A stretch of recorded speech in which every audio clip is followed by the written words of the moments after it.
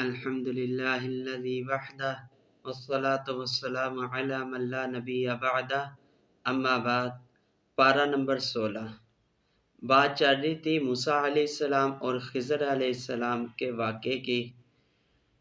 پھر حضرت خضر علیہ السلام حضرت موسیٰ علیہ السلام کو ایک بستی میں لے گئے، وہاں کھانا مانگا، انہوں نے انکار کیا، کھانے کو کچھ نہ دیا۔ تو ادھر ایک دیوار گری تھی، حضرت خضر علیہ السلام نے اس دیوار کو صحیح کر دیا، اس کو کھڑا کر دیا۔ اب موسیٰ علیہ السلام بول پڑے کہ انہوں نے کھانا دیا نہیں، آپ نے ان کی دیوار صحیح کر دی، آپ ان سے پیسے لے لیتے تاکہ ہم کھانا کھا لیتے۔ تو خضر علیہ السلام نے فرمایا ھذا فراق بینی و بینک، اب آپ کے اور میرے درمیان جدائی کا وقت آ گیا ہے۔ میں آپ کو بتاتا ہوں ان تینوں کام کی حکمت کیا تھی۔ اس کشتی میں عیب اس لیے لگایا تھا کہ وہاں پہ ایک ظالم بادشاہ ہے جو سالم کشتی کو دیکھ کر لے لیتا تھا۔ اب اس بیچارے کی کشتی چلی جانی تھی، میں نے اس لیے عیب لگا دیا، وہ عیب دار کشتی کو چھوڑ دیتا تھا۔ اور بچے کو میں نے قتل اس لیے کیا تھا کیونکہ اس بچے نے، اللہ کی حکمت تھی کہ اس بچے نے بڑے ہو کے نافرمان ہونا تھا، ظالم ہونا تھا، اس کو قتل کر دیا تاکہ اللہ اس کے بدلے اور اس کے والدین کو بیٹا دے جو ان کا فرما بردار ہو۔ اور یہ دیوار کو میں نے اس لیے بچایا تھا، صحیح کیا تھا، کیونکہ اس کے پیچھے یتیم بچوں کا خزانہ چھپا ہوا تھا۔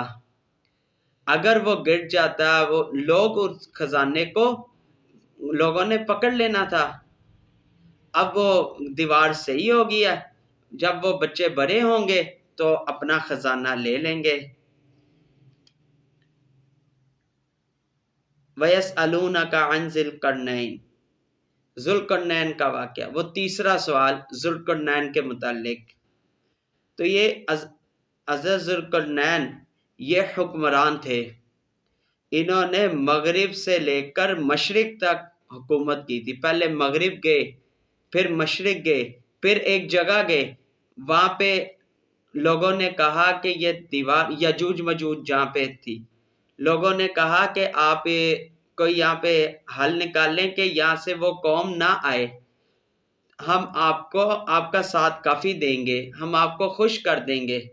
تو حضرت ذوالقرنین نے کہا مجھے کسی چیز کی ضرورت نہیں، بس اتنا آپ میرا ساتھ دینا۔ لہذا انہوں نے لوہے کی دیوار کھڑی کی اور سیسا پگھلا کر گاڑے کے طور پہ اس کو استعمال کیا، وہ مضبوط طریقے سے اس دیوار کو بنا دیا۔ اب حضرت ذوالقرنین کو ذوالقرنین کیوں کہتے ہیں؟ قرن ابتدا ایک طرف کو کہتے ہیں۔ اب یہ مشرق سے مغرب انہوں نے حکمرانی کی تھی تو یہ دو طرف ہو گئے، اس لیے ان کو ذوالقرنین کہہ دیا، دو طرف والا۔ اس کے بعد پھر اللہ رب العزت نے ہمیں سمجھایا کہ اعمال جب بھی کریں تو شرائط کا خیال رکھیں، کوئی بھی عمل کریں اس میں شرائط کو دیکھیں تاکہ وہ عمل قابل قبول ہو۔ ہر عمل کے قبولیت کی 3 شرطیں ہیں۔ نمبر 1 عقیدہ درست ہو، نمبر 2 نیت درست ہو، اور نمبر 3 وہ سنت سے ثابت ہو، یعنی آپ صلی اللہ علیہ وسلم نے اس کو کیا ہو۔ یہ 3 کام ہوں گے تو وہ عمل قابل قبول ہوگا۔ سورۃ مریم، اس سورت کا نام مریم اس لیے رکھا کہ اس میں حضرت مریم علیہ السلام کا قصہ ہے۔ سب سے پہلے اللہ رب العزت نے حضرت زکریا علیہ السلام کے واقعے کو ذکر کیا کہ ان کے ہاں اولاد نہیں تھی، بزرگ تھے، بیوی بانجھ تھی، اللہ سے دعا کی یا اللہ مجھے اولاد دے دے، مجھے وارث دے دے، تو اللہ رب العزت نے ان کی دعا کو قبول کیا اور انا نبشروک بغلام اسمہ یحییٰ، حضرت یحییٰ علیہ السلام جیسا بیٹا عطا فرمایا۔ حضرت مریم علیہ السلام کا واقعہ، یعنی حضرت عیسیٰ علیہ السلام کی ولادت کا واقعہ ذکر کیا اللہ رب العزت نے کہ حضرت عیسیٰ علیہ السلام کی ولادت کیسے ہوئی۔ حضرت مریم علیہ السلام بند کمرے میں عبادت کر رہی تو جبریل علیہ السلام آ گئے تو پوچھا کہ آپ کون ہو؟ تو جبریل علیہ السلام نے عرض کی انما انا رسول ربک، میں آپ کے رب کا نمائندہ ہوں، رسول ہوں، فرشتہ ہوں۔ تو مریم علیہ السلام نے فرمایا کہ کیا کرنے آئے ہو؟ تو جبریل علیہ السلام نے عرض کی کہ لِأَهَبَ لَكِ غُلَامًا زَكِيًّا، اللہ آپ کو اولاد دینے والا ہے۔ تو مریم علیہ السلام نے فرمایا اَنَّا يَكُونُ لِي غلام، مجھے بیٹا ہو سکتا ہے، وَلَمْ يَمْسَسْنِي بَشَرٌ، نہ میری شادی ہوئی، وَلَمْ أَكُ بَغِيًّا، نہ میں بد کردار ہوں، مجھے اولاد کیسے ہوگی؟ قال كذلك، جبریل علیہ السلام نے فرمایا اسی طرح ہو جائے گی۔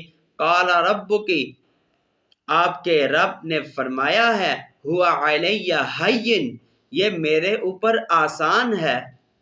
اب مریم علیہ السلام پیچھے ہٹیں، وہ آگے جائیں، دیوار کے ساتھ لگی تو حضرت جبریل علیہ السلام نے ایک کف سے پکڑا اور ایک پھونک ماری جس سے حمل ٹھہر گیا۔ اب ان کو درد ہوا، درد ذہ ہوا تو بچہ پیدا ہو گیا حضرت عیسیٰ علیہ السلام۔ پھر مریم علیہ السلام نے فرمایا یا لیتنی مت قبل ھذا وکنت نسیا منسیا، ہائے میں ہلاک ہو جاتی، میں لوگوں کو کیا کہوں گی؟ تو اللہ نے فرمایا کہ آپ نے اس کی پرواہ نہیں کرنی۔ جب عیسیٰ علیہ السلام نے خود گواہی دی، جب ان پہ الزام لگا مریم علیہ السلام پہ، تو اللہ رب العزت نے حضرت عیسیٰ علیہ السلام کے ذریعے سے گواہی دلوائی، چھوٹے سے تھے، قال انی عبد اللہ، میں اللہ کا بندہ ہوں، اور اللہ نے مجھے رسالت، رسول بنایا ہے، نبی بنایا ہے۔ اس واقعے کو اللہ رب العزت نے اس سورت میں ذکر کیا ہے، سورت طٰہٰ۔ اس سورت کا نام طٰہٰ اس لیے رکھا کہ اس سورت کی پہلی آیت اسی نام سے ہے، اسی بنیاد پر اس سورت کا نام رکھا ہے، اور یہ طٰہٰ حروف مقطعات میں سے ہیں، اس کا علم اللہ کے سوا کوئی نہیں جانتا۔ اس میں موسیٰ علیہ السلام کا واقعہ تفصیل کے ساتھ اللہ رب العزت نے بیان کیا کہ کس طرح موسیٰ علیہ السلام کی حفاظت ہوئی، فرعون سے کیسے نجات ملی، لوگوں کے درمیان اپنی محبت کیسے ڈالی، موسیٰ علیہ السلام کی تربیت کیسے ہوئی، ماں کا دودھ کیسے پیا، یہ ساری باتیں بیان فرمائی ہیں۔ فرعون کو خواب آیا کہ اس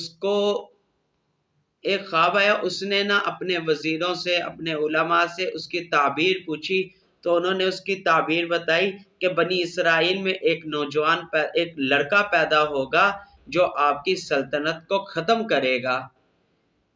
پھر اس نے بچوں کو، جہاں بھی بچہ پیدا ہوتا ان کو قتل کرنے کا حکم اس نے دے دیا۔ پھر اس نے کیا کیا، یہ کیا کہ 1 سال بچوں کو قتل نہیں کرنا اور 1 سال بچوں کو قتل کرنا۔ اب جو سال بچوں کے قتل والا تھا اس سال میں حضرت موسیٰ علیہ السلام کی پیدائش ہوگی، تو اللہ رب العزت نے موسیٰ علیہ السلام کی والدہ کے دل میں الہام کیا کہ آپ اس کو ایک صندوق میں ڈال کے دریا میں بہا دیں۔ چنانچہ انہوں نے ایسے ہی کیا، وہ صندوق وہ تیرتا تیرتا فرعون کے محل کے پاس آ گیا۔ اب باندیوں نے اس کو پکڑا، فرعون کی بیوی آسیہ نے دیکھا، اللہ رب العزت نے آسیہ کے دل میں موسیٰ علیہ السلام کی محبت ڈال دی کہ یہ تو ہمارا ہی بیٹا ہے، چونکہ اس کے ہاں اولاد نہیں تھی۔ خیر اسی کے گھر پرورش ہوئی۔ اب دودھ پلانے کا مسئلہ تھا۔ اب موسیٰ علیہ السلام کی بہن فرعون کے گھر جاتی تھی، انہوں نے کہا کہ میں ایسی خاتون کو جانتی ہوں جو اس کی پرورش بھی اچھی کریں گی اور دودھ بھی پلا دیں گی۔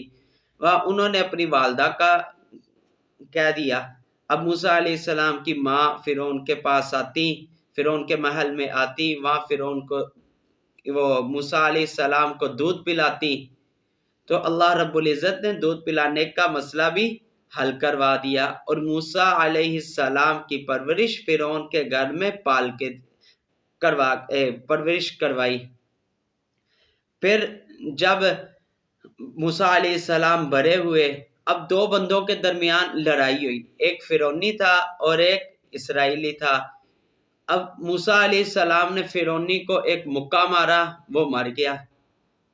اب موسیٰ علیہ السلام پھر وہاں سے چلے گئے مصر، یہ شام کے علاقے چلے گئے۔ اب وہاں پہ دیکھا ایک شعیب علیہ السلام کا علاقہ تھا، تو ادھر ان کی بیٹیوں سے وہ بات ہوئی، انہوں نے ان کا کام کیا، وہ پانی نکال کے دیا۔ پھر شعیب علیہ السلام کی جو بیٹیاں تھیں انہوں نے شعیب علیہ السلام کو بتایا، تو شعیب علیہ السلام کے کہنے پہ ان بیٹیوں نے موسیٰ علیہ السلام کو شعیب علیہ السلام کے پاس لے ہے، اپنے ابا جان کے پاس لے ہے۔ اب شعیب علیہ السلام نے موسیٰ علیہ السلام سے فرمایا کہ میں اپنی بیٹی کا نکاح آپ کے ساتھ کروانا چاہتا ہوں، اس شرط پہ کہ آپ میرے ہاں رہ کر 8 سال خدمت کریں گے، اور اگر 10 سال کر لیں گے تو اس میں آپ کو اختیار ہے، آپ کی مہربانی ہوگی۔ خیر انہوں نے وہ خدمت کی، پھر واپس وہ جا رہے تھے اپنے شہر مصر۔ اب راستے میں ضرورت پیش آئی تو آگ لینے کے لیے گئے، تو ادھر اللہ رب العزت سے ملاقات ہو گئی، تو اللہ رب العزت نے وہیں سے حکم دیا اذهب الى فرعون انه طغى، جب فرعون کی طرف اس کو دعوت دو۔ اب وہ پھر فرعون کے پاس گئے، اس کو دعوت دی، اس مکالمے کو اللہ رب العزت نے ذکر کیا، ان کا ایک مناظرہ ہوا جادو کی صورت میں۔ اللہ رب العزت نے فرعون کے جادوگروں کو شکست دی، موسیٰ علیہ السلام کو فتح دی۔ پھر وہ نہ مانا، اس نے ظلم کیا، تو اللہ رب العزت نے فرعون اور اس کی قوم کو غرق کر دیا۔ پھر اس کے بعد موسیٰ علیہ السلام کو جب نجات ملی، وہ ایک میدان پہ جا کے رہے۔ پھر موسیٰ علیہ السلام کوہ طور پہ گئے شریعت لینے۔ یہاں اس کے بعد اللہ رب العزت نے یہ واقعہ بیان کرنے کے بعد اس سامری کا واقعہ ذکر کیا۔ وہ کیا تھا اس کو سنیں کہ موسیٰ علیہ السلام اپنی قوم کو ایک جگہ چھوڑ کے پھر کوہ طور پر گئے شریعت لینے۔ اب اس سامری جو انسا تھا اس نے کیا کیا، اس نے نا سارے جو عورتیں تھیں ان کا زیور اکٹھا کر کے اس کو پگھلا کر ایک مجسمہ بنا دیا، اور اس میں سے آواز آنے لگ گئی، ایک پتلا بنا دیا، اس میں سے آواز آنے لگ گئی، اور اس نے کہا کہ یہی تمہارا رب ہے۔ اب انہوں نے اس کی پوجا شروع کر دی، اس کی مجاورت اختیار کر لی۔ موسیٰ علیہ السلام جب وہاں سے شریعت لے کر آئے تو جب دیکھا کہ لوگ شرک کرنے لگ گئے تو موسیٰ علیہ السلام کو کافی غصہ آیا، وہ کافی رنجیدہ ہوئے کہ میں کچھ دیر کے لیے گیا تھا تو انہوں نے یہ اپنے راستے سے ہی بھٹک گئے۔ خیر وہ موسیٰ علیہ السلام نے ان کو پھر دعوت دی، وہ پھر شریعت ان کو بتائی۔ یہ سارا واقعہ اللہ رب العزت نے سورۃ طٰہٰ میں ذکر کیا ہے۔ اللہ رب العزت سے دعا ہے اللہ رب العزت ہم سب کو قرآن پاک پر عمل کرنے کی توفیق عطا فرمائے۔ وآخر دعوانا ان الحمد للہ رب العالمین۔